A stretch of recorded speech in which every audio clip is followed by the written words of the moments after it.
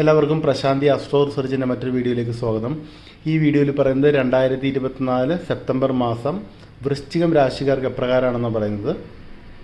വിശാഖത്തിൻ്റെ അവസാനത്തെ പാദവും അനിഴവും തൃക്കേട്ടയും ഉൾപ്പെടുന്നതാണ് വൃശ്ചികം രാശി. ഇവർക്ക് 2024 സെപ്റ്റംബറിലെ ഗ്രഹസ്ഥിതി നമുക്കൊന്ന് പരിശോധിക്കാം.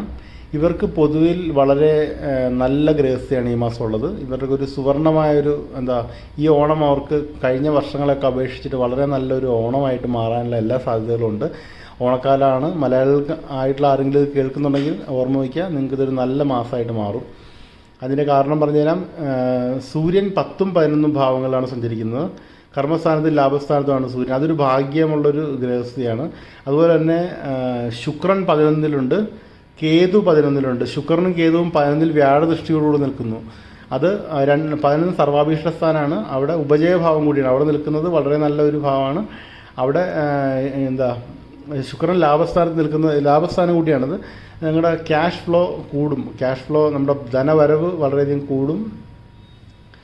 ബുധൻ 10-ലുണ്ട്. അത് നമ്മുടെ ജോലി സ്ഥലത്ത് ഏത് തൊഴിലായാലും ആ തൊഴിലിൽ നല്ല രീതിയിലുള്ള പെർഫോമൻസ് കാഴ്ചവെക്കാനായിട്ട് ആ ഗ്രഹസ്ഥിതി സഹായിക്കും.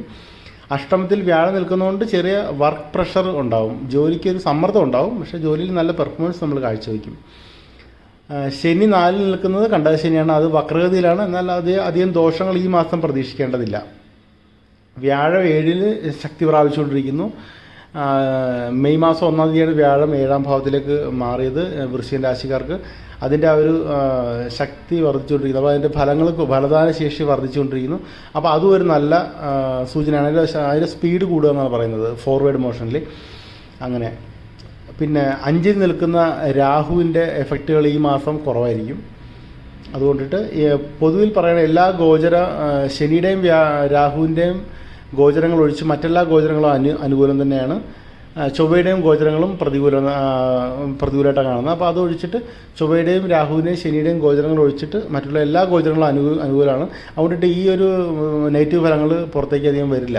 അതുകൊണ്ടിട്ട് ഇവർക്കൊരു വളരെ നല്ലൊരു മാസമായിട്ട് ഈ മാസം മാറും. അപ്പോൾ നിങ്ങൾ നന്നായിട്ട് നിങ്ങളുടെ ഓണക്കാലമൊക്കെ നന്നായിട്ട് ആഘോഷിക്കുക, നന്നായിട്ട് എൻജോയ് ചെയ്യുക ഈ മാസം.